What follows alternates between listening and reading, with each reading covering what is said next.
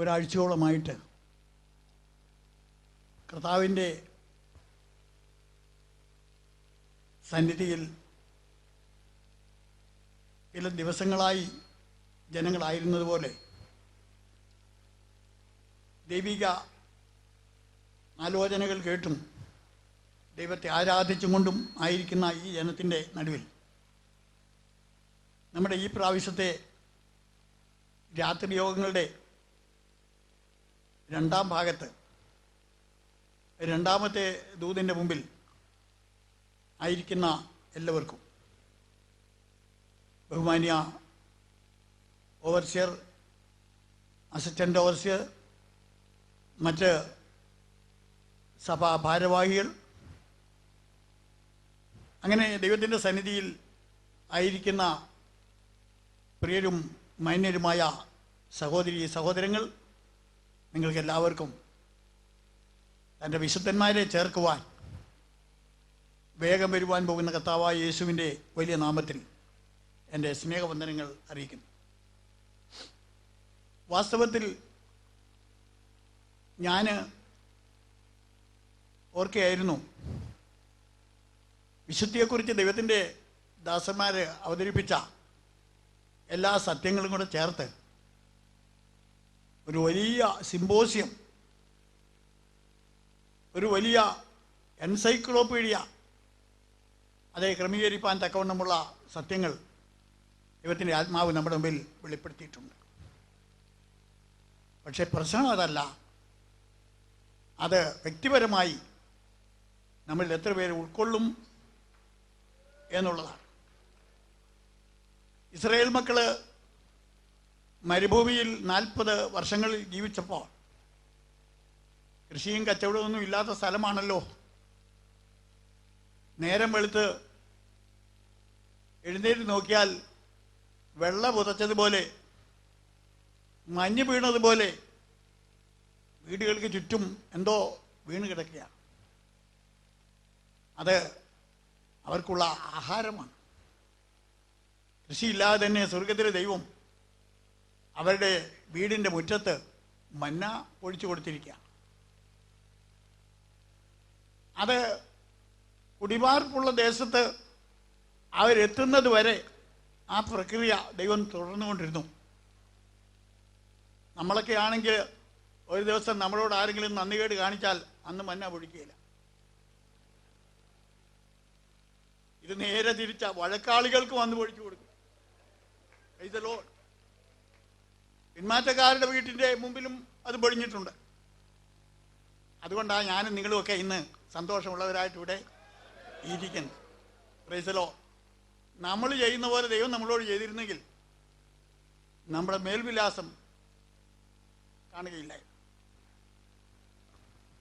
ദൈവത്തിന് സ്തോത്രം.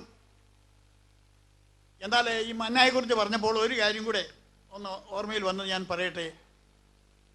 മന്ന ദൈവം പൊഴിച്ചു കൊടുത്തതല്ലാതെ പെറുക്കി കൊടുത്തതായിട്ട് കാണുന്നില്ല. അതും കൂടെ ദൈവത്തിന് അങ്ങ് ചെയ്തു കൂടെ എന്നുള്ള രീതിയിലാണ് നമ്മൾ പലരും ചിന്തിക്കുന്നത്.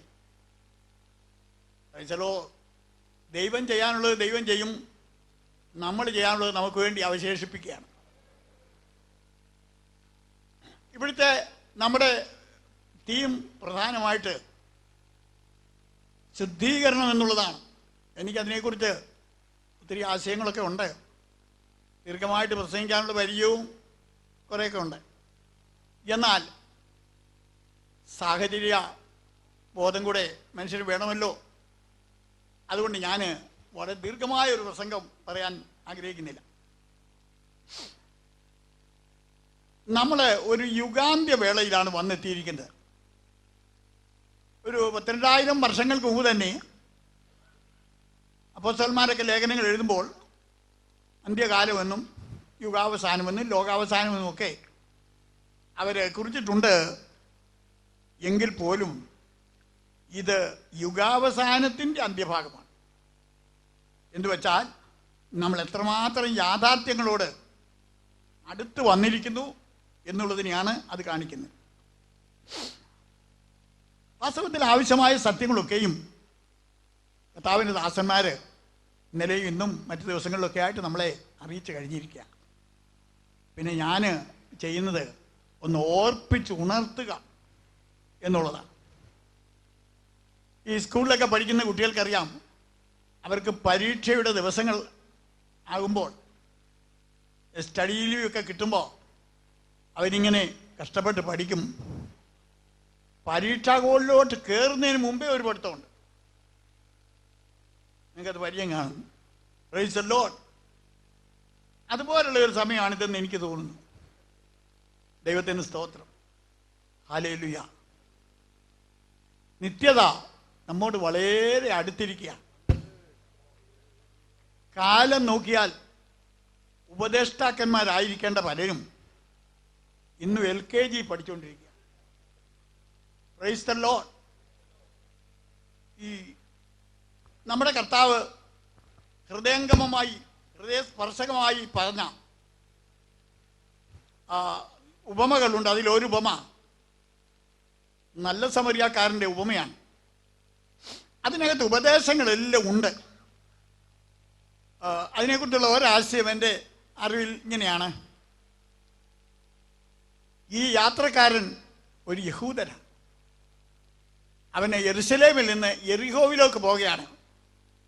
ആ യാത്ര അത്ര നല്ലതാണെന്ന് തോന്നുന്നില്ല.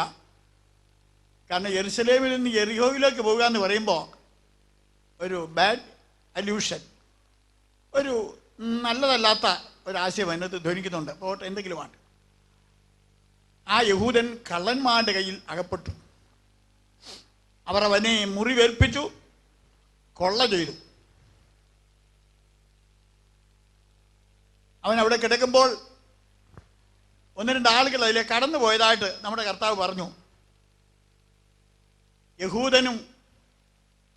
യഹൂദനാളിൽ മുറിവേറ്റ് കിടക്കുന്നത്. ആ യഹൂദനോട് ഏറ്റവും ബന്ധപ്പെട്ട രണ്ടു പേരാണ് കടന്നുപോയത്. കർത്താവ് വെറുതെ അങ്ങ് പറഞ്ഞതല്ല, അതെല്ലാം അർത്ഥഗർഭമായി തന്നെ പറഞ്ഞതാണ്. ഒരു ലേവ്യനും ഒരു പുരോഹിതനുമാണ് കടന്നുപോയത്.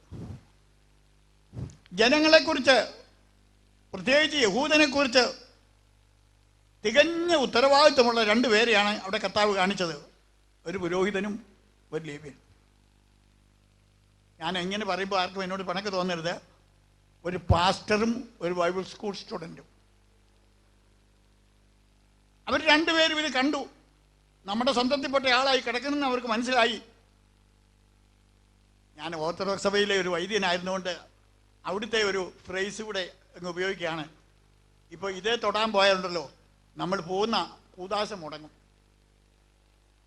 അതുകൊണ്ട് ഇതിനേക്കാൾ അത്യാവശ്യം വേറെ നമ്മുടെ കയ്യിലുണ്ട്, അവിടേക്ക് പോകാം എന്ന് വെച്ച് ഈ മരണാസന്നൻ്റെ കാര്യം കളഞ്ഞിട്ട് കാര്യപരിപാടികൾ നിവർത്തിക്കുന്നതിന് വേണ്ടി, ചടങ്ങുകൾ, കൂദാശകൾ അനുഷ്ഠിക്കുന്നതിന് വേണ്ടി അവർ തിരിഞ്ഞുപോയി. സ്വന്തക്കാർ കളഞ്ഞേച്ച് പോയ ഒരു മനുഷ്യനെ പിന്നെ ആരാണ് സംരക്ഷിക്കുന്ന? ആരുമില്ലല്ലോ.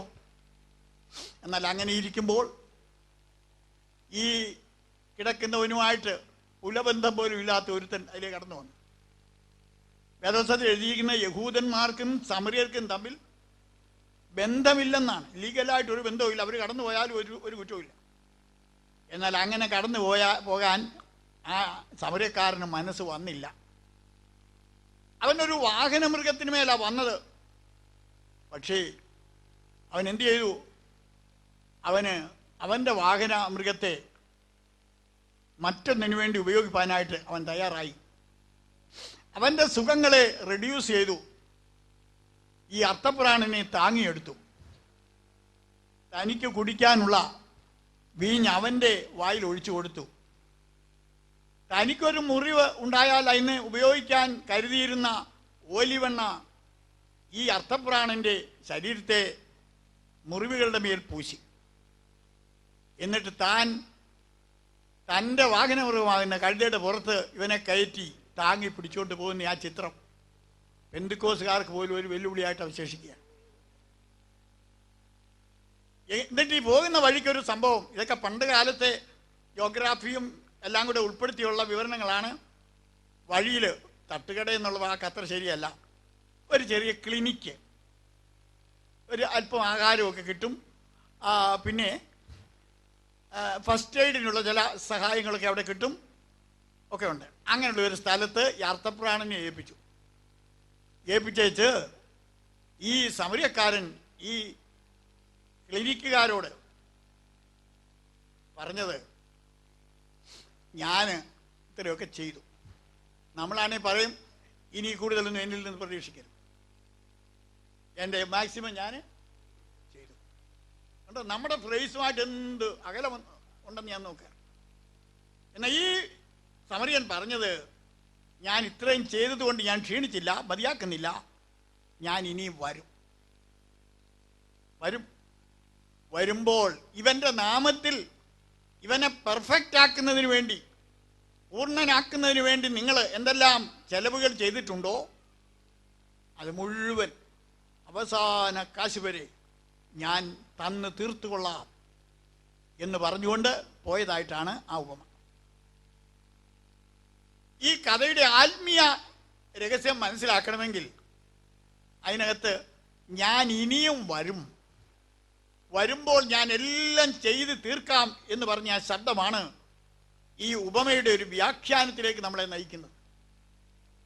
ലോകത്തിൽ അനേകം ആളുകൾ നമ്മളെ ഒഴിഞ്ഞു പോകുന്നവരാണ്. കണ്ടും കാണാതെയും എന്നൊക്കെ പാട്ടിനകത്ത് നമ്മൾ പാടുന്നില്ലേ, അങ്ങനെ പോകുന്നവരാണ്. എന്നാൽ ഇവിടെ ഞാൻ വീണ്ടും വരും എന്ന് പറഞ്ഞ ഒരു ശബ്ദം, ഞാൻ മതത്തെ കുറ്റിപ്പറയല്ല, ഒത്തിരി ഫിലോസഫികളുണ്ട്. ഇന്ത്യയിലും ലോകത്തിൻ്റെ പല ഭാഗങ്ങളിലും ഒത്തിരി മതങ്ങളുണ്ട്. അതിലെ ചില മതങ്ങൾ, ആ മതങ്ങളുടെ കർത്താക്കൾ, ദാർശനികന്മാർ തന്നെ പറഞ്ഞിട്ടുള്ളത് ഞാൻ ഇനിയും വരികയില്ലെന്നാണ്. ബുദ്ധൻ അങ്ങനെ തന്നെ പറഞ്ഞായിട്ട് ഞാൻ വായിച്ചിട്ടുണ്ട്. Follow me my precept, forget me. എന്നെ മറക്കുക, ഞാൻ പറഞ്ഞതൊക്കെ നിങ്ങൾ ഓർമ്മയിൽ വയ്ക്കുക എന്ന് പറഞ്ഞാണ് അദ്ദേഹവും കടന്നുപോയത്. എന്നാൽ ഞാൻ ഇനിയും വരും എന്നുള്ളൊരു വാഗ്ദത്ത ശബ്ദം നമ്മൾ കേൾക്കുമ്പോൾ അത് നമ്മുടെ കർത്താവിനോടല്ലാതെ മറ്റാരോടും ചേർത്ത് ചിന്തിക്കുവാൻ നമുക്ക് കഴിയുന്നില്ല എന്നുള്ളതാണ്. പ്രിയമുള്ളവരെ, ഈ ആത്മീയ കാര്യങ്ങൾക്കൊക്കെയും ഒരു അടിസ്ഥാന ഭാഷ പോലെ സുറിയാനി ഉപയോഗിക്കുന്നുണ്ട്, ലാറ്റിനും കുറെ ഉപയോഗിക്കുന്നുണ്ട്. എന്നാൽ അതിലുപരിയായിട്ട് യവന ഭാഷ അല്ലെങ്കിൽ ഗ്രീക്ക് ഭാഷയാണല്ലോ കൂടുതൽ ഉപയോഗിക്കുന്നത്. ബൈബിൾ സെമിനാരികളൊക്കെ പഠിക്കുന്നവർക്കും പഠിപ്പിക്കുന്നവർക്കൊക്കെ അതറിയാം. ഈ സമരിയാക്കാരൻ്റെ ഈ കഥയോടുള്ള ബന്ധത്തിൽ ഒരു 3 വാക്കുകൾ ചേർത്ത് ചിന്തിച്ചാൽ ആ കഥയുടെ അന്തസാരം മനസ്സിലാകും എന്ന് എനിക്കും തോന്നിയിട്ടുണ്ട്. അതിന് ഞാൻ 3 ഗ്രീക്ക് വാക്കുകൾ നിങ്ങളോടൊന്ന് പറയാൻ പോകുകയാണ്. നിങ്ങളത് ഓർമ്മ വെക്കുന്നത് നല്ലതാണ്. ഒരു വിസ്തൃതമായ ഒരു പഠനമല്ല, ചില ചിന്തകളാണ്. 1, ഒരു ദോഷവും ചെയ്യാതെ കടന്നുപോയ ആ പാവപ്പെട്ടവനെ ഒരു കാരണവും കൂടാതെ അപഹരിച്ച് അവനെ മരണത്തോളം എത്തിച്ച് കടന്നുപോയ ആ വ്യക്തി ആര്? ആ ചെയ്ത പ്രവൃത്തി എന്താണ്? മുമ്പ് ഇവിടെ മിനിസ്റ്റേഴ്സുമൊക്കെ സംസാരിച്ചപ്പോൾ അവരിൽ പലരും എടുത്തു പറഞ്ഞ ഒരു കാര്യം, ഇന്ന് ലോകത്തിൽ തിന്മ വർദ്ധിച്ചുകൊണ്ടിരിക്കുക.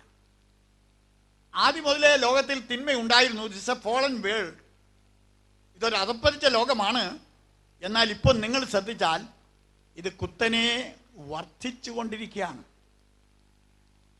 ഇതെൻ്റെ അഭിപ്രായമല്ല, അധർമ്മം പെരുകുമെന്ന് കുറഞ്ഞപക്ഷം പൗലോസ്ലീഹ അതേ പറഞ്ഞിട്ടുണ്ട്.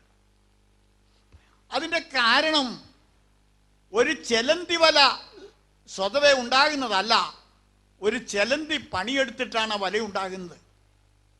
ലോകത്തിനിങ്ങനെ അധർമ്മം പെരുകുവാൻ കാരണം അതിൻ്റെ പിറകിൽ ഒരു ഏജന്റ് ഉണ്ട്, അതിൻ്റെ പിറകിൽ ഒരു വർക്ക്സ്മാൻ ഉണ്ട്. അത് മറ്റൊന്നുമല്ല, അധർമ്മമൂർത്തിയാണ്. അവൻ്റെ അഴിഞ്ഞ വ്യാപാരം ഈ ലോകത്തിൻ്റെ മുഖങ്ങളിൽ വെളിപ്പെട്ടതിൻ്റെ ഫലമായി അധർമ്മം പെരുകുകയാണ്. നിങ്ങൾ തെറ്റിദ്ധരിക്കരുത്. ഞാൻ കൊച്ചു പ്രായത്തിലൊക്കെ ഈ സ്കൂളിലൊക്കെ പഠിക്കുമ്പോൾ ഞാൻ കേട്ടിട്ടില്ലാത്ത ഒത്തിരി പാവങ്ങളൊക്കെ ഇപ്പോൾ പത്രത്തിൽ ഞാൻ വായിക്കുന്നുണ്ട്. സത്യം, നിങ്ങളെക്കുറിച്ച് എനിക്കറിയില്ല. ഞാൻ ഈ ഭാഷയൊക്കെ പഠിക്കാൻ ഇച്ചിരി മിടുക്കനായിരുന്നു. അങ്ങനെയുള്ള ഗവേഷണമൊക്കെ നടത്തിയിട്ടുണ്ടെങ്കിലും ഞാൻ സങ്കല്പിക്കാത്ത പല പാപങ്ങളാണ് ഇപ്പോൾ പത്രത്തിലൊക്കെ കാണും. അത് അധർമ്മമൂർത്തിയുടെ വ്യാപാരമാണ്. ഇതിന് ഗ്രീക്ക് ഭാഷയിൽ ഒരു വാക്ക് ഞാൻ പറയാൻ പോവുകയാണ്, മാഫിയ. ഇപ്പം നിങ്ങൾക്ക് മനസ്സിലായല്ലേ? മാഫിയ സംഘങ്ങൾ പ്രവർത്തിക്കുന്നതിൻ്റെ ഫലമായിട്ട് അനേക നിർദോഷികൾ ഉപദ്രവിക്കപ്പെടുന്നു, കൊള്ളയടിക്കപ്പെടുന്നു, കൊല്ലപ്പെടുന്നു, കുഞ്ഞുങ്ങൾ അനാഥരായി തീരുന്നു, മാതാപിതാക്കൾ മക്കളില്ലാത്തവരായി ഭവിക്കുന്നു. ഇതിൻ്റെ എല്ലാം കാരണം മാഫിയ പ്രവർത്തനങ്ങളാണ്. ഈ മാഫിയ കണ്ട് നമ്മൾ സഹികെട്ടു. ദൈവത്തിന് സ്തോത്രം. എന്നാൽ വേറൊരു വാക്കൂടെ പറയാൻ പോവുകയാണ്. സോഫിയ എന്ന് പറഞ്ഞൊരു വാക്കുണ്ട്, സോഫിയ. വല്ല കുട്ടികൾക്കും ആ പേരുണ്ടെങ്കിൽ ഒന്നുകൂടെ സന്തോഷം. സോഫിയ എന്നുള്ള വാക്കിന്റെ അർത്ഥം അറിവ്, നോളജ് എന്നാണ്. മാഫിയ ഒരു തെറ്റായ അനുഭവമാണ്. It's A bad thing. എന്നാൽ സോഫിയ തെറ്റായ കാര്യമല്ല. ജ്ഞാനം സമ്പാദിക്കുക, അറിവ് സമ്പാദിക്കുക ഒക്കെ നല്ല കാര്യമാണ്. ഈ കടന്നുപോയ രണ്ടുപേരും സോഫിയാക്കാരാണ്. ആര്? ഈ ലേവ്യനും. അവർക്ക് വിവരങ്ങൾ അറിയാവുന്നേ. ഈ കിടക്കുന്നവൻ ആരാന്നും അവനെ ആരാണ്ട് ഉപദ്രവിച്ച് ഈ അവസ്ഥയിലാക്കിയതാണെന്നും ഒക്കെ അവർക്കറിയാം. അവർ മൂലഭാഷകൾ വരെ പഠിച്ചവരാ. എന്നാൽ കുഴപ്പം ഞാൻ ചോദിച്ചാൽ, സോഫിയാന്ന് കൂടിക്കഴിഞ്ഞാൽ പിന്നെ ഇവിടെ നിൽക്കാനൊക്കെയല്ല, നിന്നാൽ നമ്മുടെ കാര്യം മുടങ്ങും. അതുകൊണ്ട് ബൈപ്പാസ് ചെയ്യുക എന്നുള്ളതാണ് സോഫിയയുടെ അടുത്ത റെസല്യൂഷൻ. കാര്യം മനസ്സിലായോ? അറിവിന്റെ കുറവ് കൊണ്ടാണോ ഈ ലോകം നശിക്കുന്നത്? എൻ്റെ ദൈവമേ, ഈ പാരിന്റെ അടിക്കല്ല് പാർത്തവരാണെന്നാണ് പറയുന്നത് ഇവിടുത്തെ ഋഷികൾ. അതുപോലെ രഹസ്യങ്ങളൊക്കെ മനസ്സിലാക്കിയവരാണ്. ഞാൻ ആരെയും കുറ്റപ്പെടുത്തി പറയല്ല. വളരെ വളരെ അറിവ് സമ്പാദിച്ച വലിയ ഡോക്ടറേറ്റൊക്കെ പാസ്സായ ആളുകൾ ഇപ്പോഴും ഉണ്ട്. എന്നെ അങ്ങനെയുള്ളവർ പഠിപ്പിച്ചിട്ടുണ്ട്. അങ്ങനെയുള്ളവരിൽ 2 പേരുടെ സംഭാവനകൾ എൻ്റെ കയ്യിലിരിക്കുന്ന ഈ പുസ്തകത്തിലുണ്ട്. 4 വർഷം എന്നെ സെമിനാരിൽ പഠിപ്പിച്ചവരാണ്. വലിയ പണ്ഡിതന്മാരാണ്. സോഫിയയാണ്. അത് നന്നായിട്ട് അവരെഴുതിയിട്ടുണ്ട്. ആദാം ഒരു മനുഷ്യനല്ല. ആദാമിനെ ദൈവം സൃഷ്ടിച്ചതല്ല. ആദാം പരിണമിച്ചതാണ്. പരിണമിച്ചുണ്ടായതാണ് ആദാം. അത് പ്രോപ്പർ നെയിമല്ല, പ്രോനൗണാണ്. ഈ പുസ്തകത്തിൽ എഴുതിയിട്ടുണ്ട്. വേറൊരു പണ്ഡിതൻ എഴുതിയിരിക്കുന്നത് യേശുക്രിസ്തു രക്ഷകനാണ്, പക്ഷെ ഏക രക്ഷകനല്ല. ദൈവത്തിന് പലരെ ഉപയോഗിച്ച് രക്ഷിക്കുവാൻ കഴിയും. ബുദ്ധനെ ഉപയോഗിക്കാൻ കഴിയും, മുഹമ്മദിനെ ഉപയോഗിക്കാൻ കഴിയും, ആ കൂട്ടത്തിൽ യേശുവിനെയും ഉപയോഗിക്കാൻ കഴിയും. അപ്പോൾ കർത്താവായ യേശുക്രിസ്തു ഏകരക്ഷകൻ എന്നുള്ള ആ സത്യത്തെ തള്ളിപ്പറയുകയും ചെയ്തിട്ടുണ്ട്. കണ്ടോ, അറിവ് കൂടിപ്പോയാൽ വരുന്ന കുഴപ്പം. അറിവ് അതിൻ്റെ ശരിയായ വഴിയിൽ വന്നില്ലെങ്കിൽ അറിവ് കൊണ്ട് ഒരു പ്രയോജനവുമില്ല. അതായത് ഉത്തരവാദിത്വമില്ലാത്ത സോഫിയ കൊണ്ട് ഒരു പ്രയോജനവുമില്ല. അത് മാഫിയായെ പോലെ തന്നെയുള്ള ഒരു ദോഷമാണ്. അധികം അറിഞ്ഞിട്ടും അത് പ്രവർത്തിക്കാതിരിക്കുന്നവൻ കൂടുതൽ അടികൊള്ളും. എന്നാൽ ഒരു വാക്കൂടെ പറഞ്ഞ് ഞാൻ ആ ഭാഗം അവിടെ നിർത്തുന്നു. ഇതുമായിട്ട് ഒരു ബന്ധവുമില്ലാത്ത ഒരു മനുഷ്യൻ കടന്നു വന്നു. അവൻ മനസ്സിൽ തോന്നി ഇവനെ വീണ്ടും ഉദ്ധരിപ്പാൻ ശ്രമിച്ചു. ആവോളം ചെയ്തെന്ന് മാത്രമല്ല, ഒരു കാലാവധി നിശ്ചയിച്ചു. ഞാൻ ഇനി വരുമ്പം ഞാൻ പൂർണ്ണതപ്പെടുത്തിക്കൊള്ളാം, പൂർത്തീകരിച്ചുകൊള്ളാം എന്ന് പറഞ്ഞു. ആ പദ്ധതിക്ക് ഗ്ലോറിയ എന്നൊരു വാക്കാണ് ഞാൻ പറയാൻ പോകുന്നത്. അപ്പോൾ നിങ്ങൾക്ക് ഈ 3 വാക്കുകൾ നിങ്ങളുടെ ഓർമ്മയിൽ വെക്കാൻ കഴിയുമെങ്കിൽ ഈ നല്ല സമരിയാക്കാരൻ്റെ കഥ, നമ്മുടെ കർത്താവും മനുഷ്യവർഗവും ആയിട്ടുള്ള ഇടപാടിൻ്റെ ആ കഥ 3 പദങ്ങൾ കൊണ്ട് നമുക്ക് ഓർമ്മയിൽ വെക്കാൻ കഴിയും. സാത്താൻ മാഫിയ സൃഷ്ടിച്ചു.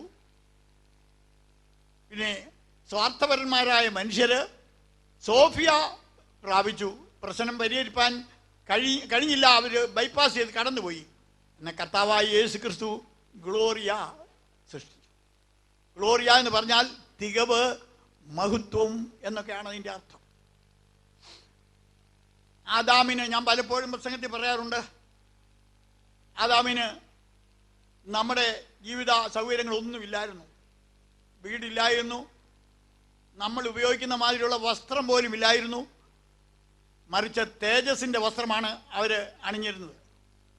എന്നാൽ അവരുടെ കുടുംബജീവിതം വളരെ അനുഗ്രഹമായിരുന്നു. അവരന്യോന്യം കൈകാര്യം ചെയ്യുന്നത് സ്നേഹത്തിൻ്റെ ഭാഷയിലാണ്. ദൈവത്തിൻ്റെ സ്തോത്രം. എൻ്റെ അസ്ഥിയെന്നും എൻ്റെ മാംസമെന്നും അവർ വിശേഷിപ്പിച്ചിരുന്നു. എന്നാൽ പിശാച് അവരുടെ കുടുംബജീവിതത്തിലേക്ക് പ്രവേശിച്ചതോടുകൂടെ അന്തരീക്ഷം മാറി വീണു. തൻ്റെ ഭാര്യയെ വിലമതിച്ച ആ മനുഷ്യൻ തൻ്റെ വൊക്കാബുലറിയൊക്കെ മാറ്റി. Price the Lord. എന്ത് പറഞ്ഞെന്നറിയാമോ?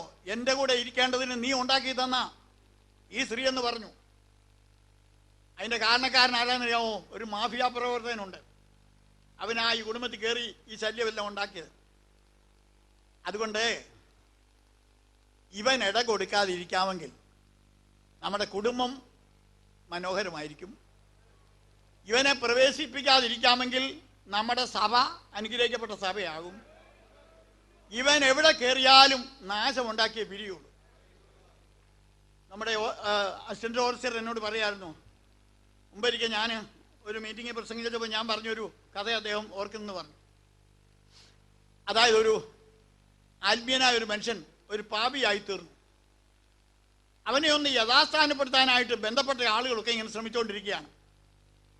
അതിനിടയ്ക്ക് വേറൊരു സഭക്കാരവനെ തട്ടിക്കൊണ്ടുപോയി സെക്രട്ടറിയാക്കി. നോക്കണേ, ഈ പിന്മാറ്റക്കാരൻ ശരിപ്പെടുന്നതിന് മുമ്പേ അവനെ വേറൊരു ജോലിക്കാരനാക്കി ഒരു സഭയിൽ മാന്യമായൊരു പദവി അവന് കൊടുത്തു. നമ്മൾ ഏത് അവസ്ഥയിൽ ജീവിച്ചാലും നമ്മളെ സല്യൂട്ട് ചെയ്യാനും ഒക്കെ ആളുകളുണ്ടായിരിക്കും.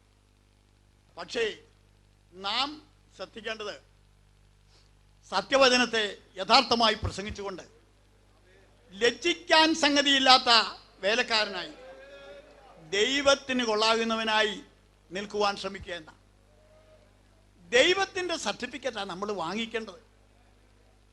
നമുക്ക് വേണമെങ്കിൽ ഓടി നടന്ന് ആരുടെ എല്ലാം സർട്ടിഫിക്കറ്റ് വേണമെങ്കിൽ സമ്പാദിക്കാം. എന്നാൽ ദൈവത്തിൻ്റെ സർട്ടിഫിക്കറ്റാണ് വേണ്ടിയത്.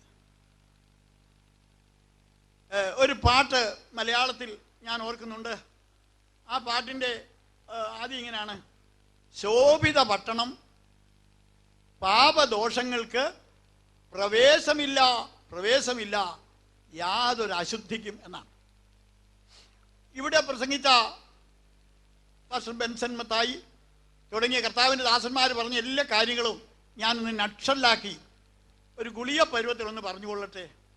What is it? അതെന്താ അത്? അശുദ്ധി എന്ന് പറയുന്നത് സാത്താൻ്റെ ചരക്കാണ്. അത് ദൈവത്തിൻ്റെ ചന്തയിൽ ചെലവാകത്തില്ല. Price the Lord.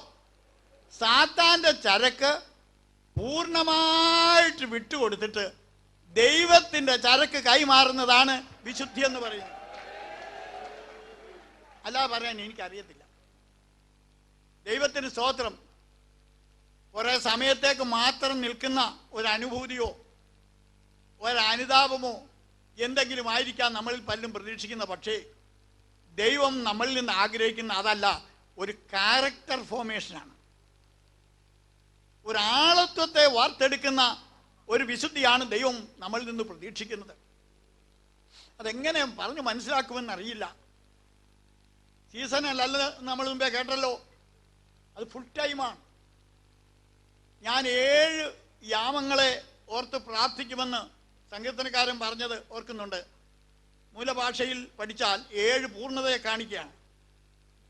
അത് കഴിഞ്ഞിട്ട് കാലത്തും ഉച്ചയ്ക്കും വൈകിട്ടും സങ്കടം കഴിയുമെന്നാക്കി 7 യാമങ്ങൾ കുറച്ചിട്ട് 3 ആക്കി. പിന്നെ നമുക്ക് വേറെ ജോലിയും കാര്യങ്ങളും ഒക്കെ ഉള്ളതുകൊണ്ട് നമ്മൾ അതിൽ ഒന്നുകൂടെ അങ്ങ് മാറ്റി കാലത്തും വൈകിട്ടുമാണ്. പിന്നെ റേഡിയോയും ഒക്കെ വന്നതോടുകൂടി വൈകിട്ടത്തേതും മാറ്റി. അതിനും ഇതിനും എല്ലാം പോയി താമസിച്ച് കിടക്കുന്നതുകൊണ്ട് രാവിലത്തെയും പോയി. ചുരുക്കി പറഞ്ഞ ദൈവബോധം എന്ന് പറയുന്നത് ജനിച്ച നാട്ടിൽ കൂടെ ഇല്ലാത്ത രീതിയിലായിട്ടുണ്ട്. എന്നാലും പേരെന്താണെന്നറിയാമോ? ക്രിസ്ത്യാനി, പെന്തക്കോസുകാരൻ. പെന്തിക്കോസ് എന്നുള്ള വാക്കിന് 50-ാമത്തവൻ എന്നാണ്. 50-ാമത്തവൻ. ആത്മാവുമായിട്ട് ഒരു ബന്ധവുമില്ല ആ വാക്കിന്. എന്നോടൊന്ന് സംസാരിച്ച് നോക്കണം, ഞാൻ പറഞ്ഞ് മനസ്സിലാക്കാം. നീ പെന്തക്കോസുകാരൻ എന്നുള്ളത് അവിടെ ഇരിക്കട്ടെ, നീ ആത്മാവുള്ളവനാണോ? ദൈവത്തിന്റെ ആത്മാവുള്ളവനാണോ? അത് ഞാൻ സമ്മതിക്കാം. ദൈവത്തിന്റെ ആത്മാവുണ്ടെങ്കിൽ അതിന് ഒത്തിരി റിയാക്ഷൻസ് ഒക്കെ ഉണ്ട്, റിഫ്ലക്ഷൻസ്. അതെന്താണെന്നറിയാവോ? കർത്താവ് തന്നെ പറഞ്ഞു, ആത്മാവ് വരുമ്പോൾ എന്നെക്കുറിച്ച് സംസാരിക്കുമെന്ന്. അതാണ് പരിശുദ്ധാത്മാവിൻ്റെ പ്രദർശനം മനസ്സിലാക്കാനുള്ള ഷുവർ സിംറ്റം എന്ന് പറയുന്നത്. ആത്മാവ് ഒരുത്തൻ എന്നിൽ വന്നാൽ അവന് യേശുവിനെ കുറിച്ച് തന്നെ സംസാരിക്കുന്നവനായിരിക്കും. ആദിമസഭ അങ്ങനെ ആയിരുന്നല്ലോ. തമ്മിൽ കണ്ടാൽ ഉടനെ കർത്താവിനെ രക്ഷിതാവായിട്ട് സ്വീകരിച്ചിട്ടുണ്ടോ എന്നൊക്കെയാ ചോദിക്കുന്നത്. കുറച്ച് കഴിഞ്ഞ് നിങ്ങളുടെ അവിടെയൊക്കെ എങ്ങനെയുണ്ട് സുവിശേഷ യോഗങ്ങൾ എന്നൊക്കെ ചോദിക്കുമായിരുന്നു. പിന്നെ ആത്മീയം അങ്ങോട്ട് തണുത്തു തുടങ്ങിയപ്പോൾ, ഒരു മന്ദഗതിയിലായപ്പോൾ ഈ സുവിശേഷം ചോദിക്കുന്ന ആ ഭാഗത്ത് വിശേഷം ചോദിക്കാൻ തുടങ്ങി. പെണ്ണിനെ കെട്ടിച്ചെടുത്ത് എങ്ങനെ ഇരിക്കുന്നു? അത് തെറ്റാണെന്നൊന്നും ഞാൻ പറയുന്നില്ല. പക്ഷേ കർത്താവിനെ കുറിച്ച് പറഞ്ഞുകൊണ്ടിരിക്കുന്ന സ്ഥാനത്തായി ഇത് ഉപയോഗിക്കുന്നത് എന്നുള്ളതിൽ സങ്കടമുണ്ട്. ഇപ്പൊ അതും പോയിട്ട് കണ്ട ഉടനെ ഷുഗർ ഉണ്ടോ, പ്രഷർ ഉണ്ടോ എന്നൊക്കെയാണ് ചോദിക്കുന്നത്. അപ്പോസ്തലനായ പൗലോസ് പറഞ്ഞു, പ്രിയമുള്ളവരെ, അനേകം ആത്മാക്കൾ ഈ ലോകത്തിലേക്ക് പുറപ്പെട്ടിരിക്കാൻ ഏതാത്മാവിനെയും വിശ്വസിക്കാതെ ആത്മാക്കൾ ദൈവത്തിൽ നിന്നുള്ളവയോ എന്ന് ശോധന ചെയ്യുന്നു. ആത്മാവെന്ന് കേട്ടാൽ ഉടനെ എല്ലാം കുരിശു വരയ്ക്കും. അങ്ങനെ ചെയ്യരുത്. ഏതാത്മാവാണെന്ന് തിരക്കിയേച്ചാ കുരിശു വരയ്ക്കാം. വൈസലോ അശുദ്ധാത്മാവിനെയും പരിശുദ്ധാത്മാവിനെയും തിരിച്ചറിയാൻ ഒരു പ്രയാസവും ഇല്ല. അതിനൊക്കെ നല്ല ലക്ഷണങ്ങളുണ്ട്. ദൈവത്തിൻ്റെ ആത്മാവ് ഏതെങ്കിലും ആത്മാവല്ല, പരിശുദ്ധ ആത്മാവാണ്. പരിശുദ്ധാത്മാവിനെ പ്രാപിച്ചവൻ എപ്പോഴും വിശുദ്ധിക്ക് വേണ്ടിയുള്ള അന്തർദാഹവും അതിനുവേണ്ടിയുള്ള ആവേശവും ഒക്കെയാണ്. ഞാൻ ഈ സങ്കീർത്തനങ്ങൾ വായിക്കുമ്പോൾ കോരപുത്രന്മാരെ കുറിച്ച് കൊച്ചിലെ അല്ല, ഈ അടുത്ത കാലം വരെയൊക്കെ ചിന്തിക്കുമ്പോൾ അവരൊരുമാതിരി യൂത്ത് കോൺഗ്രസ് പ്രവർത്തകരും ആവേശം നോക്കുമ്പം മുഷ്ടിയൊക്കെ ചുരുട്ടി ചാടി ഇറങ്ങുന്നവരൊക്കെ ആണെന്നുള്ള രീതിയിൽ ഞാൻ അവരെക്കുറിച്ച് മനസ്സിലാക്കിയിരുന്നത്. അങ്ങനെയാണല്ലോ കോരകിൻ്റെ മത്സരത്തിൽ കോരക് വിള്ളലിലേക്ക് താണു പോയപ്പോൾ കോരകിൻ്റെ പുത്രന്മാർ ദൈവത്തിൻ്റെ ഭാഗത്ത് നിന്നു എന്ന് പറയുന്നത് അങ്ങനെയാണ്. പക്ഷേ എനിക്കിപ്പോൾ മനസ്സിലായി അതൊരു വൈകാരിക പ്രകടനമല്ലായിരുന്നു. മറിച്ച് അവർ കുഞ്ഞുങ്ങൾ ചെറുപ്പം മുതലേ ദൈവബോധമുള്ളവരും ദൈവത്തെ അന്വേഷിക്കുന്നവരും ഒക്കെ ആയിരുന്നു. സംശയം ഉണ്ടെങ്കിൽ 42-ാം സങ്കീർത്തനം വായിച്ചു നോക്ക്. ഇങ്ങനെയാണ് കോരപുത്രന്മാർ പറയുന്നത്, മാൻ നീർത്തോടുകളിലേക്ക് ചെല്ലുവാൻ കാക്ഷിക്കുന്നത് പോലെ എൻ്റെ ദൈവമേ, എൻ്റെ ആത്മാവ് നിന്നോട് ചേരുവാൻ കാക്ഷിക്കുന്നു. എൻ്റെ ആത്മാവ് ദൈവത്തിനായി, ജീവനുള്ള ദൈവത്തിനായി തന്നെ ദാഹിക്കുന്നു. ഞാൻ എപ്പോൾ ദൈവസന്നിധിയിൽ ചെല്ലുവാനിടയാകും. ദൈവസന്നിധിയിൽ ചെല്ലുവാൻ ആവേശം കൊള്ളുന്ന ഒരു ഭക്തൻ. മറിച്ച് പറയുമ്പോൾ ആർക്കും ബുദ്ധിമുട്ടൊന്നും തോന്നരുത്. ദൈവസ്നേഹമില്ലാത്ത ഒരുത്തനെ നമ്മൾ കാലും കൈയും കെട്ടി ഇവിടെ കൊണ്ട് ഈ യോഗത്തിൻ്റെ മുമ്പിൽ ഇരുത്തിയെന്നിരിക്കട്ടെ, അവനെ ഒരു കസേരയിൽ ഇരുത്തി 5 മിനിറ്റ് ആകുന്നതിന് മുമ്പേ അവന് വാച്ച് നോക്കും, അങ്ങോട്ടും ഇങ്ങോട്ടും നോക്കും. അതിൻ്റെ അർത്ഥം ഞാൻ എപ്പോൾ ദൈവസന്നിധിയിൽ നിന്ന് പോകുവാനിടയാകും. ദൈവത്തിന് വേണ്ടി ദാഹിക്കുന്നവരും ദൈവത്തെ വിട്ടുപോകുവാൻ ദാഹിക്കുന്നവരുമായ 2 തരത്തിലുള്ള ആളുകളുണ്ട്. അതിന് മുഴുവൻ സാത്താനെ കുറ്റം പറഞ്ഞിട്ട് കാര്യമില്ല. Price the Lord. അതിന് നമുക്ക് ഫ്രീ വില്ല് തന്നിട്ടുണ്ട്. നമുക്ക് ലിബർട്ടി ടു സിലക്ഷൻ, നമുക്ക് തിരഞ്ഞെടുക്കാനുള്ള റൈറ്റ് തന്നിട്ടുണ്ട്. നമ്മുടെ സഹകരണം കൂടെ അടിസ്ഥാനമാക്കി മാത്രമേ നമ്മളെ ദൈവത്തിന് വിധിക്കുവാൻ സാധിക്കുകയുള്ളൂ. എനിക്ക് ഈ സമാപന രാത്രിയിൽ എൻ്റെ ദൈവമക്കളോട് പറയാനുള്ളത്, വേണ്ടുവോളം അറിവ് നമുക്കുണ്ട്. പക്ഷെ നമ്മളൊരു കാര്യം ചെയ്യണം. ഇവിടെ കേട്ട വാക്കുകൾ വിശുദ്ധിക്കകത്ത് അവർ പറഞ്ഞ കാര്യങ്ങളെല്ലാം ഞാൻ എഗ്രി ചെയ്യുന്നു. ഞാൻ എൻ്റെതായ 2 വാക്കുകളോട് ചേർത്ത് ഞാനത് ഇവിടെ സമാപിക്കുന്നു. ഒന്ന്, വിശുദ്ധിക്കകത്ത് അല്ലെങ്കിൽ ഈ നമ്മുടെ ഈ വിഷയത്തിനകത്ത് ഒന്നിനെ വിട്ടുപിരിയുന്ന ഒരു അവസ്ഥയുമുണ്ട്, മറ്റൊന്നിനെ ഏറ്റെടുക്കുന്ന ഒരു അവസ്ഥയുണ്ട്. ഇസ്രായേൽ മക്കള് ഇതാ പാതിരാത്രിയിൽ ചെരുപ്പുമൊക്കെ ഇട്ട് അരകെട്ടി വടിയും പിടിച്ച് അവർ യാത്ര പോകുന്നു. മിസ്രൈമിന്റെ മണ്ണിനോട് അവർ യാത്ര പറയുകയാണ്. അത് വിശുദ്ധിയുടെ ഒരു വശമാണ്. അവർ മിസ്രൈമിൽ ഇനി തങ്ങുകയില്ല. മിസ്രൈമിനോട് അവർക്ക് ഈ ബന്ധമില്ല. എന്നാൽ അവിടെ ലാക്ക് എന്താണ്? ഞങ്ങൾ കനാനിലേക്ക് പോവുകയാണ്. മിസ്രൈം വിടുന്നവൻ കനാനിലെത്തണം. ഇല്ലെങ്കിൽ പിന്നെ ഈ വിട്ടത് കൊണ്ട് എന്താ കാര്യം? പ്രൈസല്ലോ, ദൈവത്തിന് സ്തോത്രം. അതുകൊണ്ട് ഈ നെഗറ്റീവും പോസിറ്റീവും കൂടെ നമുക്കൊന്ന് ചേർത്ത് ചിന്തിക്കാം. ഞാൻ ചിലതിനെയൊക്കെ വിട്ടു. എന്തിന്? മറ്റ് ചിലതിനെ സ്വന്തമാക്കുവാൻ വേണ്ടി. വേദപുസ്തകത്തിൽ ഇങ്ങനെ ഒരു വാക്യമുണ്ടല്ലോ, ഒരുവൻ ക്രിസ്തുവിലായാൽ അവനൊരു പുതിയ സൃഷ്ടി, പഴയത് കഴിഞ്ഞുപോയി, അടുത്തത് കണ്ടാലും സകലതും പുതിയതായി തീർന്നിരിക്കുന്നു. പഴയത് കഴിഞ്ഞു പോകുമെങ്കിൽ അതിനോട് ചേർത്ത് പറയാനുള്ളത് പുതിയതായി തീർന്നിരിക്കുന്നു. അങ്ങനെ വേണം. എന്നാൽ ദുഃഖമെന്ന് പറയട്ടെ, ചിലരുടെ ജീവിതത്തിൽ ഇങ്ങനെ പറയേണ്ടി വരുന്നു, പഴയത് കഴിഞ്ഞു പോയി, പുതിയത് ഇതുവരെ പ്രാപിച്ചിട്ടുമില്ല. അങ്ങനെ വരരുത്. നീ എന്തിന് ചിലതിനെയൊക്കെ വിട്ടു? ഞാൻ എന്നെ ഉയർത്തി പറയല്ല.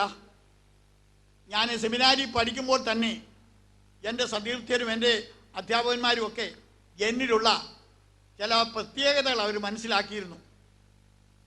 ഞാൻ സഭാധികാരികളുടെ അടുക്കൽ എൻ്റെ നിവേദനവുമായിട്ട് ചെന്നപ്പോഴും എന്നെ സുറിയാനിയൊക്കെ പഠിപ്പിച്ച മൽപ്പാൻ, അദ്ദേഹം പിന്നെ ഒരു മെത്രാപ്പൊലീത്തൊക്കെ ആയി തീർന്നു. അദ്ദേഹം എന്നെ കെട്ടിപ്പിടിച്ചുകൊണ്ട് ദേവലോകം അരമനയുടെ ഫ്രണ്ടിൽ ഒരു തൂണെ ഞാനിങ്ങനെ ചാരി നിൽക്കുമ്പോൾ അദ്ദേഹം എന്നോട് പറഞ്ഞ വാക്കുകൾ ഇപ്പോഴും ഞാൻ ഓർക്കുന്നു. പോകരുത്, ഞങ്ങളെ വിട്ടു പോകരുത്, വരണം, ഞങ്ങളൊക്കെ കണ്ടുകൊണ്ടിരിക്കണം, ഞങ്ങളുമായിട്ടുള്ള കൂട്ടായ്മയിൽ സമ്പർക്കത്തിലായിരിക്കണം. എനിക്ക് അദ്ദേഹത്തോടൊന്നും പറയാൻ കഴിഞ്ഞില്ല, കാരണം നല്ലൊരു മനുഷ്യനായിരുന്നു. എന്നോട് പലരും പറഞ്ഞിട്ടുണ്ട്, നിങ്ങളെപ്പോലെയൊക്കെയുള്ള നല്ല ആശയങ്ങളുള്ള വൈദ്യന്മാരാണ് ഇവിടെ ആവശ്യം, ഇവിടെ നിൽക്കണമെന്ന്, ഇവിടെ നിൽക്കണം. അപ്പം ഞാൻ ഇങ്ങനെ ചിന്തിക്കാറുണ്ട്. ഞാൻ ചില യോഗങ്ങളിൽ അത് പറഞ്ഞിട്ടുമുണ്ട്. ഞാൻ ഇങ്ങനെ യാത്രയിൽ പോകുമ്പോൾ ഒരു ഭാവനയാണ്, കാല് തെറ്റി അബദ്ധവശാൽ ഞാൻ ഒരു വലിയ കുഴിയിൽ, ഒരു കിണറ്റിൽ, ഒരു പൊട്ടക്കിണറ്റിൽ വീണു എന്നിരിക്കട്ടെ. ഞാൻ അവിടെ കിടന്നുകൊണ്ട് നിലവിളിക്കുക. ഉടനെ ഒത്തിരി പേര്, മുമ്പേ പറഞ്ഞ പോലെ സോഫിയാക്കാർ ഒത്തിരി പേര് ഈ ശബ്ദം കേട്ട് വന്നപ്പോൾ ഒരാൾ ഈ കിണറ്റിൻ്റെ അടിയിൽ ഇങ്ങനെ വീണ് കിടക്കുക, ഇന്നാരാന്ന് അവർക്ക് മനസ്സിലായി. എന്നെ ഒന്ന് കയറ്റണേ എന്ന് ഞാൻ നിലവിളിച്ചപ്പോൾ ചില എന്നോട് ഇങ്ങനെ പറയുന്നതായിട്ട് ഞാൻ ഓർക്കുന്നു, നിങ്ങളെപ്പോലെ ആളുകൾ ഇവിടെ കിടക്കുന്നതാണ് നല്ലത്. അതുകൊണ്ട് വളരെ പ്രയോജനമുണ്ട്. ഒന്ന് ചോദിച്ചാൽ, ഇങ്ങനെ വീഴുന്നവരെ ഇനി ആശ്വസിപ്പിക്കാമല്ലോ, ധൈര്യപ്പെടുത്താമല്ലോ. വീഴുന്നതുകൊണ്ടുള്ള ദോഷങ്ങൾ, മേലാൽ വീഴാതെ സൂക്ഷിക്കാനുള്ള അതേ വഴികൾ, ഇതൊക്കെ പറഞ്ഞ് മനസ്സിലാക്കണമെങ്കിൽ നിങ്ങളെപ്പോലെ ആളുകൾ ഇവിടെ ഉണ്ടെങ്കിലേ സാധിക്കുകയുള്ളൂ. അതുകൊണ്ട് എന്നെ അവിടെ നിൽക്കണമെന്ന് പ്രേരിപ്പിച്ച ആളുകളോട് ഞാൻ എൻ്റെ ഹൃദയത്തിൽ പറഞ്ഞു, എനിക്ക് പറ്റില്ല, എനിക്കെൻ്റെ രക്ഷയാണ് വലിയ വിഷയം. താൻ ചത്തിട്ടെന്തിനാ മീൻ പിടിക്കുന്നത്? ഞാൻ വ്യക്തിത്വം, അല്പം ഫിലോസഫിയൊക്കെ പഠിച്ച ആളുകൾക്കറിയാം, ഈ ഫിലോസഫിയിലെ ഈടേറിയ ഒരു പദമാണ് എക്സിസ്റ്റൻസ്, അതായത് ആസ്തിക്യം. ഇല്ലാതിരിക്കുന്ന അവസ്ഥയേക്കാൾ ശ്രേഷ്ഠമാണ് ഉള്ള അവസ്ഥ. ഞാനിവിടെ ഇന്ന് ലോകത്തിലുണ്ടാകാതിരുന്നെങ്കിൽ ഞാനിവിടെ വന്ന് പ്രസംഗിക്കുകയില്ലായിരുന്നു. നിങ്ങൾക്ക് ആസ്തിക്യം ദൈവം തന്നില്ല എന്നെങ്കിൽ നിങ്ങളിവിടെ വരികയില്ലായിരുന്നു. അതുകൊണ്ട് ദൈവം നമുക്ക് തന്ന ഏറ്റവും വലിയൊരു ഭാഗ്യമാണ് എക്സിസ്റ്റൻസ്. ഇല്ലായ്മയിൽ നിന്ന് നമ്മളെ ഉണ്മയിലേക്ക് കൊണ്ടുവന്നു. എന്നാൽ അതുകൊണ്ട് മാത്രമായില്ല, ഒരു നരകത്തിൽ നമ്മുടെ ആസ്തിക്യം നമുക്ക് ലഭിക്കുകയാണെങ്കിൽ അതുകൊണ്ട് വല്ല പ്രയോജനമുണ്ടോ? ഇല്ല. അതുകൊണ്ട് നമ്മുടെ ആസ്തിക്യം ഒരു നിത്യ രക്ഷയായിരിക്കണം. അതുകൊണ്ടാണ് നരകത്തിൽ പോകരുത്, അതുകൊണ്ടാണ് സ്വർഗത്തിൽ നമ്മുടെ നിത്യത ആയിരിക്കണമെന്ന് വേദപുസ്തകം ശക്തിയായി പഠിപ്പിക്കുന്നത്. May I stop here?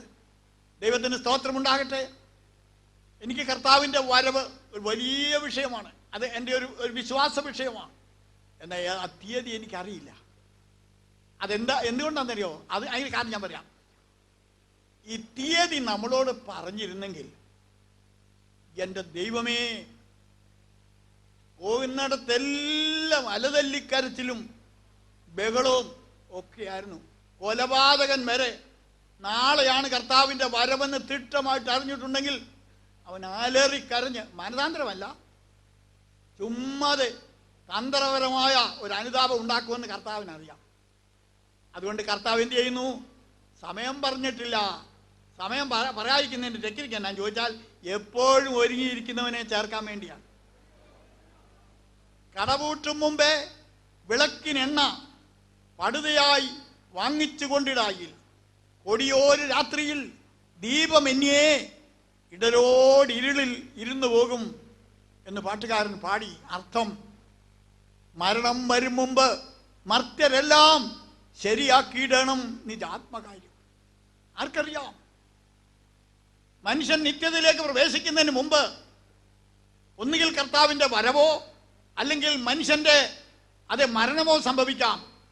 അത് സംഭവിച്ചു കഴിഞ്ഞാൽ പിന്നെ കറക്ഷൻ ഇല്ല, തിരുത്തലുകൾ സാധ്യമല്ല. ഓരോരുത്തൻ ശരീരത്തിലിരിക്കുമ്പോൾ ചെയ്തതിന് തക്കവണ്ണം അവൻ പ്രാപിക്കേണ്ടതാണ്. ഞാൻ എൻ്റെ ഓർമ്മയിൽ ഒന്ന് രണ്ട് കാര്യങ്ങൾ കൂടെ ഒന്ന് സൂചിപ്പിച്ചിരിക്കുന്നു. ഞാനൊരു കൊച്ചു ബാലകനായിരിക്കുമ്പോൾ, ഓർത്തഡോക്സിലാണ്, സൺഡേ സ്കൂളുമൊക്കെ അവിടെ പഠിക്കുന്നെങ്കിൽ തന്നെയും ഞങ്ങളുടെ അടുത്ത് മർത്തമ്മക്കാരുടെ കൺവെൻഷനൊക്കെ നടക്കുമ്പോൾ ഞാനവിടെ പോയി നല്ലപോലെ വചനം കേൾക്കുമായിരുന്നു. ഇപ്പോഴും ഞാൻ ഓർക്കുന്നുണ്ട്, അന്ന് പ്രസംഗിക്കുന്ന ഉപദേശിമാരൊക്കെ കർത്താവിൻ്റെ ക്രൂശിനെ ഉയർത്താതെ അവർ പ്രസംഗിക്കത്തില്ല. യേശു കാൽവരിയിൽ മരിച്ചതിനെയാണ് അവർ ശക്തിയായി അവരുടെ ദൂതുകളിൽ ഉയർത്തി പറയുന്നത്. ഇന്നത്തെ പോലെ ഒരു സമാപന രാത്രിയാണ്, അവരുടെ കൺവെൻഷൻ അവസാനിക്കുന്ന രാത്രിയാണെങ്കിൽ അത് ഞാൻ ഓർക്കുന്നുണ്ട്. അന്ന് പ്രസംഗിക്കുന്ന ഉപദേശി ആരായാലും തരക്കേടില്ല, കർത്താവിൻ്റെ വരവെന്ന് പറയുന്ന ആ വിഷയം ശക്തിയായി ഉന്നയിച്ചുകൊണ്ട് അതിനുവേണ്ടി ജനത്തെ ആഹ്വാനം ചെയ്ത് പ്രസംഗിക്കുമായിരുന്നു. മാമ്പഴം പൊഴിയുന്ന പോലെ ആളുകൾ രക്ഷിക്കപ്പെടുന്നത് കണ്ടിട്ടുണ്ട്. തല്ലിപ്പഴിപ്പിക്കുകയല്ല, മൂത്ത് പഴുക്കുക. Praise the Lord. ആരുണ്ടെന്ന് ചോദിക്കുമ്പോൾ കരഞ്ഞോണ്ട്. ഇന്ന് കരച്ചിൽ പകരമല്ല, ഉള്ളിയും കയ്യിൽ കരുതിയിട്ടുണ്ടോ എന്ന് അറിയത്തില്ല. കണ്ണുനീര് വേണമല്ലോ. ഞാൻ ഓർക്കുന്നുണ്ട്, ഒരു കൊച്ചു പെൺകുട്ടിയെ ഒരിക്കൽ ഞാൻ അവളുടെ കുടുംബത്തിൽപ്പെട്ട ഒരു വല്യമ്മച്ചി മരിച്ചുപോയി. അപ്പോൾ അതിനുള്ള ബന്ധത്തിൽ ഈ പെൺകുട്ടിയെ ഞാൻ കണ്ടു. ഞാൻ ചോദിച്ചു, മോളെ അമ്മച്ചി മരിച്ച അടുത്ത് പോയോ? ഇല്ല. ഞാൻ ചോദിച്ചു, ഞാനൊരു കുസൃതി ചോദ്യം പോലെ അവളോട് ചോദിച്ചു, മോളെ കരഞ്ഞോ അമ്മച്ചി മരിച്ചത്? ഉടനെ ആ കുട്ടി പറഞ്ഞു കേൾക്കണോ, എന്നെ കൊണ്ടുപോയില്ലല്ലോ. എന്നെ കൊണ്ടുപോയില്ല, അതുകൊണ്ട് കരഞ്ഞില്ല. അപ്പം അതിനകത്ത് ആത്മാർത്ഥ അത്രയേ ഉള്ളൂ, പോയിരുന്നേ കരഞ്ഞേനെ. നമ്മുടെ ജീവിതത്തിലെ അത് സകലവും നിത്യതയോടുള്ള ബന്ധത്തിലായിരിക്കണം. നമ്മൾ എന്തിനു വിട്ടു, never to take it back, അത് തിരിച്ചെടുക്കരുത്. Price the Lord. ഈ മതങ്ങളിൽ വിശുദ്ധീകരണം ഊന്നി പറയുന്ന ഒരൊറ്റ മതം, ഇതൊരു മതമല്ലെങ്കിൽ പോലും ക്രിസ്തുമാർഗത്തിൻ്റെ പ്രത്യേകത ഇതാണ്, ശുദ്ധീകരണം എംഫസൈസ് ചെയ്ത് പറയുന്നത്. മറ്റു മതങ്ങളൊക്കെയും സോഫിയായാണ്, അതേതെങ്കിലും തരത്തിൽ അത് എന്തെങ്കിലുമൊക്കെ പ്രാപിക്കുന്ന കാര്യമാണ്. അവിടെ ശുദ്ധീകരണം ഒരു വിഷയമല്ല. എന്നാൽ നമ്മുടെ മാർഗത്തിൻ്റെ പ്രത്യേകത ഇത് ശുദ്ധീകരണമാണ്. ഒടുവിലായിട്ട് ഞാൻ ഇങ്ങനെയും കൂടെ പറയുന്നു, ഈ ശുദ്ധീകരണത്തിൻ്റെ ഏറ്റവും ഒടുവിലത്തെ നിലപാടെന്താണ്? നിങ്ങളുടെ കർത്താവ് വിശുദ്ധനായിരിക്കുന്നത് പോലെ, നമ്മുടെ കർത്താവിനെ പോലെ ആയിത്തീരുവാൻ വേണ്ടിയുള്ള ഒരു ശുദ്ധീകരണമാണിത്. അല്ലാതെ എവിടെയോ കണ്ട് നമ്മളെ തളയ്ക്കാൻ വേണ്ടിയുള്ളതല്ല. നമ്മുടെ വിശുദ്ധീകരണത്തിന്റെ ലാസ്റ്റ് പോയിന്റ്, നിങ്ങളെ വിളിച്ച വിശുദ്ധൻ ഒത്തവണ്ണം. എൻ്റെ ഉപമാനം തെറ്റിപ്പോകുന്നെങ്കിൽ നിങ്ങൾ ക്ഷമിക്കൂ. ഒരു വിചിത്രമായ ഒരു ഭാവനയാണ്. ഒരു നല്ല സായിപ്പിൻ്റെ തലയും ഒരു നീഗ്രോയുടെ ഉടലും കൂടെ ചേർന്ന് എങ്ങനെ ഇരിക്കും? ഒന്ന് എനിക്ക് നോക്കി. ഉപമിക്കാൻ വേറെ ഒന്നും കിട്ടാത്തതുകൊണ്ടാണ് ഞാൻ അങ്ങനെ ഉപമിച്ചത്. നമ്മുടെ കർത്താവ് ശിരസാണ്, ഒരു ദോഷവുമില്ലാത്തവനാണ്, പെർഫെക്റ്റ് ആണ്. വിസ്താര കോടതികൾ മാത്രമല്ല, അവനോട് ഇടപെട്ടവരെല്ലാം പറഞ്ഞു അവൻ്റെ ഒരു കുറ്റവുമില്ല, ഒരു പാപവുമില്ല. അവനോട് ചേരുന്ന ഒരു ശരീരം മറ്റു വല്ലതുമായിരുന്നാൽ മതിയാകുമോ? ആ ശിരസിൻ്റെ സമാനമായ യോഗ്യതകൾ തന്നെ ആയിരിക്കണം ഈ ശരീരത്തിനും. അത് കുറഞ്ഞ ഒന്നുകൊണ്ടും നമ്മൾ തൃപ്തരാകരുത്. ഈ വ്യാജം പറയുന്ന ആളുകളുണ്ട് കേട്ടോ. വ്യാജം പെന്തിക്കോസ്തി വ്യാജം പറയുന്നവരുണ്ടോ എനിക്കറിയത്തില്ല, ഉണ്ടായിരിക്കും. അയ്യോ, വ്യാജം പറഞ്ഞിട്ടുണ്ടല്ലോ. പിന്നെ ഇടപെടുന്ന കണ്ടാൽ ഇവർ സ്വർഗത്തിൽ നിന്ന് ഇന്നലെയാണോ ഇന്നാണോ വന്നെന്നുള്ള ഡേറ്റിന്റെ വ്യത്യാസം മാത്രമേ ഉള്ളൂ. സുഹൃത്തെ, ഞാൻ ചോദിക്കട്ടെ, നിന്റെ കർത്താവ് കള്ളം പറഞ്ഞ് നടന്നായിട്ട് നീ എവിടെയെങ്കിലും വായിച്ചിട്ടുണ്ടോ? അവൻ നുണ പറഞ്ഞിട്ടുണ്ടോ? അവൻ കൂനാങ്കുരുക്കിട്ടിട്ടുണ്ടോ? അവൻ കുടുംബകലഹം ഉണ്ടാക്കിയിട്ടുണ്ടോ? അവൻ തമ്മിൽ തല്ലിച്ചിട്ടുണ്ടോ? അവനൊരു വീട്ടിൽ ചെന്നിട്ടുണ്ടെങ്കിൽ അവിടുത്തെ പ്രശ്നം പരിഹരിച്ചേച്ചേ അവൻ പോയിട്ടുള്ളൂ. നീയോ ഞാനോ വല്ലതും ആയിരുന്നെങ്കിൽ കല്യാണ വിരുന്നിൽ കാനായി ചെന്ന് അവിടെ വീഞ്ഞില്ലായിരുന്നെങ്കിൽ അവിടെ ഒരു കത്തിക്കുത്തും ഉണ്ടാക്കിയേച്ചേ പോവുള്ളൂ. എന്നാൽ യേശു ചെന്നതിന്റെ ഫലമായി the best for the last എന്നാണ്. ഇത്ര നല്ലത് എവിടെ ഇരുന്നു എന്നാണ്. പെന്തക്കോസ്തുകാരാ, നീ പാസ്റ്ററായിരിക്കാം, ഞാനൊരു സുവിശേഷകനായിരിക്കാം, ആരെങ്കിലും ആയിക്കൊള്ളട്ടെ, നമ്മളൊരു വീട്ടിൽ ചെന്നാൽ നമ്മുടെ ഇടപെടൽ നിമിത്തം അവിടെ ഒരു സമാധാനം ഉണ്ടായി. അഭിപ്രായ വ്യത്യാസമുള്ള ഒരു ഭാര്യയും ഭർത്താവും നമ്മളെ വിളിച്ചാൽ അതൊന്നുകൂടെ ടെൻഷനാക്കിയിട്ട് പോരരുത്, മറിച്ച് ഒരു കോംപ്രമൈസും അല്ല, ഒരു സൊല്യൂഷൻ ഉണ്ടാക്കിയിട്ട് വേണം നമ്മൾ പോകാൻ. കാരണം കർത്താവ് ഈ ലോകത്തിൽ വന്നത് കോംപ്രമൈസിന് വേണ്ടിയല്ല, സൊല്യൂഷന് വേണ്ടിയാണ്. അവന് പരിഹാരം വരുത്തുവാനായിട്ട് ഈ ലോകത്തിലേക്ക് വന്നവന്. അതുകൊണ്ട് കർത്താവായ യേശു ക്രിസ്തുവിൻ്റെ സമാന യോഗ്യതകളിൽ കുറഞ്ഞ യാതൊന്നും പഠിപ്പിക്കരുത്. ഒരു പാസ്റ്ററുടെ പൂർണ്ണതയല്ല, ഒരു ബിഷപ്പിന്റെ പൂർണ്ണതയല്ല, ഒരു മാലാഖായുടെ പൂർണ്ണതയല്ല, യേശുവിനെ പ്രസവിച്ച വിശുദ്ധ മറിയാമിന്റെ പൂർണ്ണതയല്ല, യേശു ക്രിസ്തുവിന്റെ പൂർണ്ണത.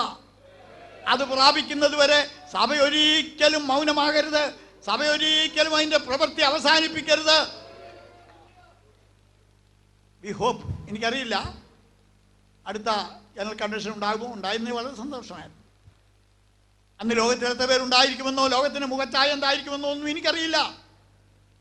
എന്നാൽ ഒന്നെനിക്കറിയാം, ഈ യോഹന്നാൻ അപ്പോസ്തലൻ ഉൾപ്പെട്ട ആളുകൾ ഇതെല്ലാം കാണുകയും കേൾക്കുകയും എല്ലാം ചെയ്തതിന് ശേഷം നെടുവീർപ്പിട്ടോണ്ടൊടുവിൽ അവർ നിലവിളിച്ചത് കർത്താവേ നീ വരണമേ എന്ന്.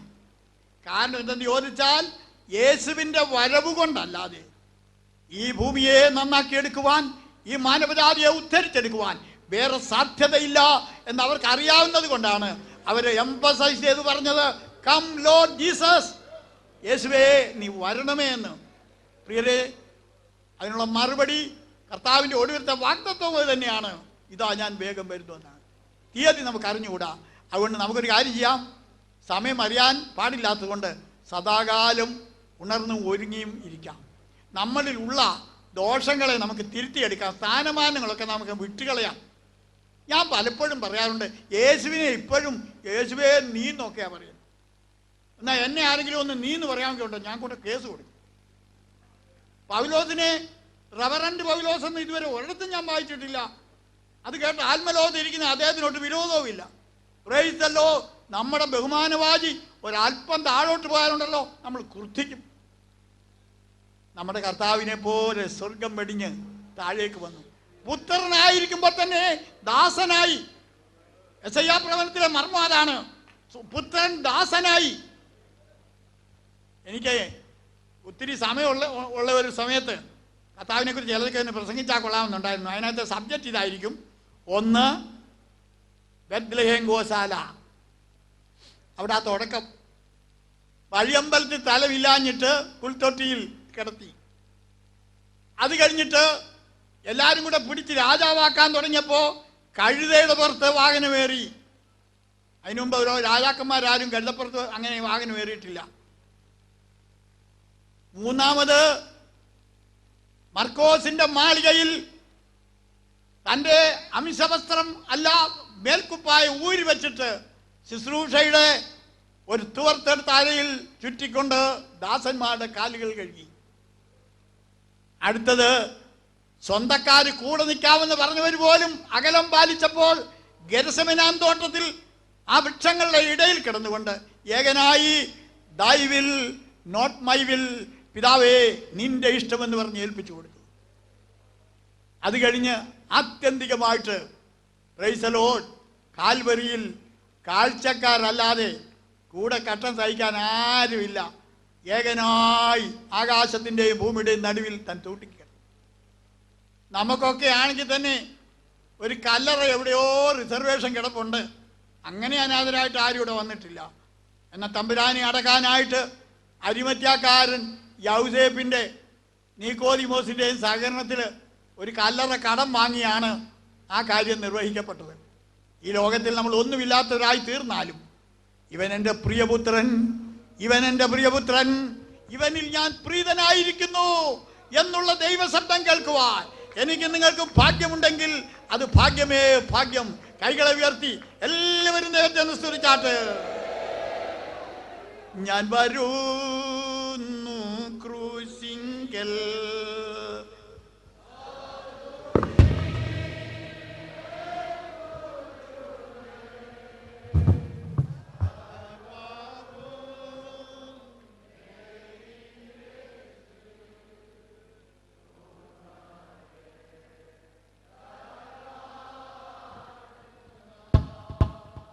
സർവവും എനിക്ക്.